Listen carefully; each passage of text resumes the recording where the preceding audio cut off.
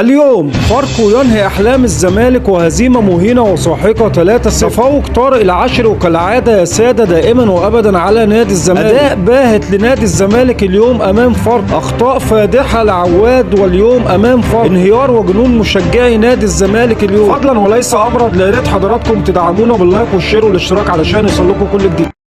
دفاع الزمالك طبعا ما فيش، يعني صعب جدا دفاع الزمالك هنا. بعد كده حسام ما قدرش يرجع المباراه، يعني حسام دلوقتي مشكله ان هو معنويا ونفسيا حاسس ان هو سبب في الهدف الاول. الهدف الثاني هنشوف الهدف الثاني برضك من عمق الملعب، نفس الكوره من عمق الملعب، الاثنين المساكين. الراجل عمل سند الكوره وراح وحط وشه في الكوره وعلى بص الكوره دي مقطوعه من مين؟